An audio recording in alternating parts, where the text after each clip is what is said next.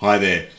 In June 2024, I was fortunate to be part of a panel of multinational business and wellness coaches discussing all things business in the modern day. We had a long-ranging discussion, and the extracts contained in this video are all about how an organisation and the individuals can stay engaged, productive and enjoying the work they do. Hope you enjoy it. Look forward to hearing your comments. Adi, when you're dealing with enterprise and so on, how do you get the juniors or the middle level in the organisation to adopt or accept or imbibe the why of the bigger organisation? How do you get the new clerk to buy into the corporate vision? Wow, that's a very interesting question. And we actually, in our own organization and in teams with which I work, we spend a lot of time to do that. What works is to create an open space, put a big whiteboard out there, and then to really ask people, what is their why? What excites them about what they do? And just really listen. Whys are aligned. Some fresh thinking or some people with different thoughts about their why. It adds to the direction of the organization, but we need to listen and we need to be patient and we need to allow those differences to emerge. When we sit down in a room and we say that, look, we're going to workshop this together, and let's all of us speak about what's bringing us here. What do we love about being here? What do we not like about being here? What's the direction or the intent, or what's the magic that we want to see happening in a few years? And when we listen to everyone and then put it all together, on whiteboarded or put it on sticky notes, and it starts to form a pattern. When people believe that I've been a part of creating the why, or my voice has been heard, I think that's when people buy into the vision. For leaders, it's really about hearing and giving people a chance for their thoughts and their voice to be heard. Yeah. And I think that's a big part of the buying in process. I've had some wonderful experiences over 20 years in working with Indian companies and Indian CEOs and bosses and so on. If I can make a broad sweeping generalization though, with regard to sort of the emotional intelligence in corporate leadership, particularly in India, this is not the feeling that I've had from many Indian CEOs over time, that they are in fact willing to come down from the top of their pyramid to see how people feel. I know you do, which is why we got along so well. But is that changing in India, the emotional intelligence of the corporate leaders? It is absolutely changing. It's absolutely changing. And I think you're right, because India has been a developing country for a long time. Now, in the last 5 or maybe even 10 years, there's a change in the youngsters, in the millennials and the Gen Z, exposure to what's happening in their world, the exposure to what's happening on the planet, their level of understanding of opportunities they have in their life. I think any business leader today, and especially, even in India, or probably especially in India, will not be able to get, the youngsters, the young people, the young, fresh talent inspired if they're not clear about the why and they're not able to get people on board. Because today people don't want to just work for a successful company, but they want to work for a successful company that has a clear mission, wants to do its bit of good in the world. Doing good is today a part of business. It's as simple as that. Oh, I wish it was, but I wonder how many people would forego the dollars if it meant for doing good. But I'd like to flick over to Kay if I could, because Kay's working right at that interface of old school and new school in the succession planning, whether it's, as I saw with my families, my brothers digitizing the family window furnishings business. Kay, what do you see happening in new leaders when it comes to emotional intelligence? Well, I think there's two spheres we can talk about. One is the big, larger businesses, corporate, as we would call it, where the system of business is already there, it's in place. As a leader, you have to follow that system, right?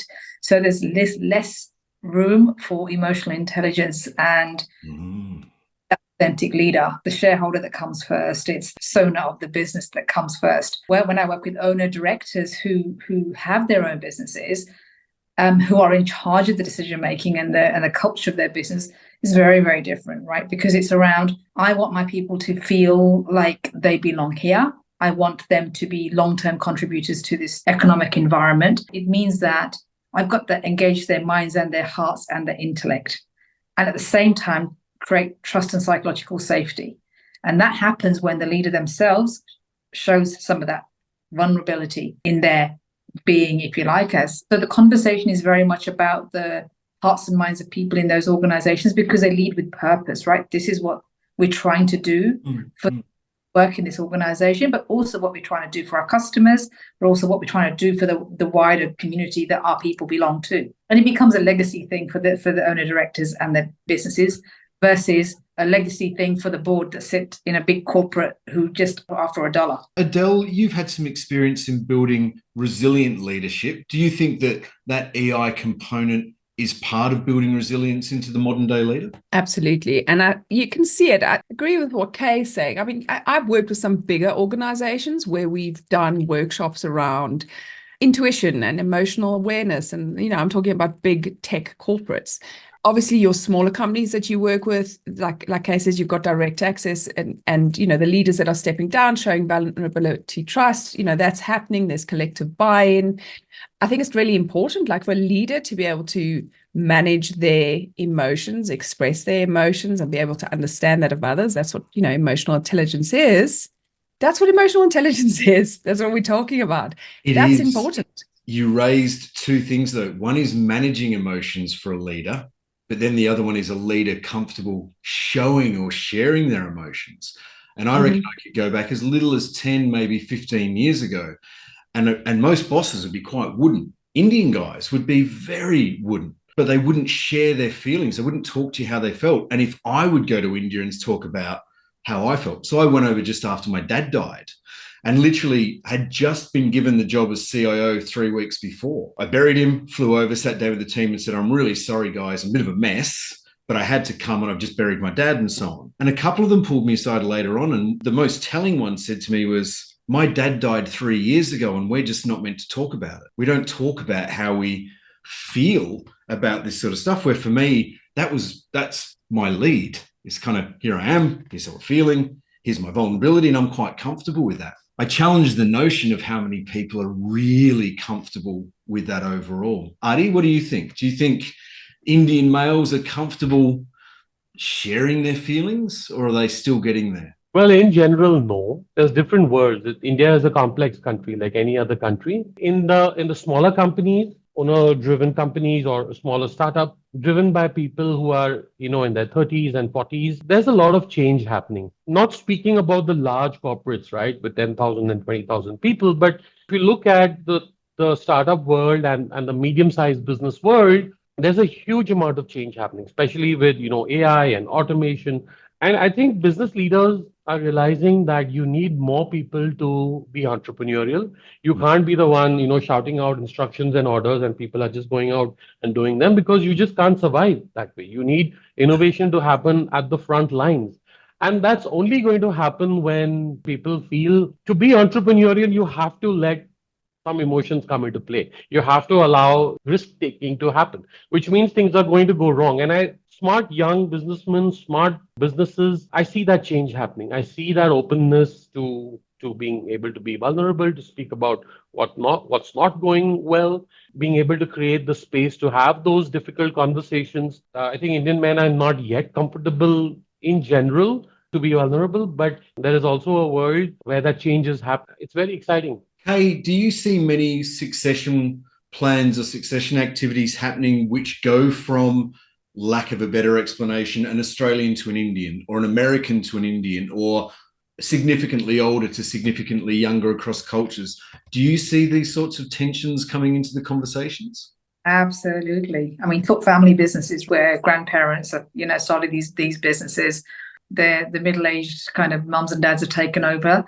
Now it's the younger generation taking over. There's an absolute clash of leadership styles and what makes a successful business. Before it was command and control, and that's how we did things. Yeah. Now everyone's contribution counts before we make strategic decisions about the direction of this company. But also, across cultures, I've worked in organizations, even slightly medium and large organizations, where mergers and acquisitions happen. So that is a massive thing there. When we've got two different cultures and you're trying to assimilate teams into a single business, way of operating, the leadership styles and the way they operate the business systems is so ajar with one another. I've been involved in whole teams just being what we call integration teams being formed, just to make those two businesses that are totally unalike come together, where you get leadership from both entities to then agree on, at least interim steps to work in an aligned way. Because, you can't step in from one pond to another straight away. There's a transition that has to happen. But The transition only happens when you systemize that transition and you have a diversity of views and approaches at the same table, and then you organize to agree on a way of working. That process is difficult. It's not. You talk about not just the owner being entrepreneurs being the ones leading everything.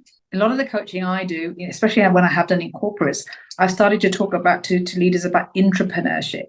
Intrapreneurship is all around how do you see yourself as the owner of the unit that you're working in, versus you're not going to be the general manager, but you will be a unit leader. If you see that as a business in its own entity and you have the decision rights for this place and the organization structural rights for this place, what would you do? Are you talking about, rather than having a position description of this is how you must do this job, it's a bit more, we're going to start here, we want to get here, you're the expert, plot the journey within the confines of those bookends? Is that what you're saying?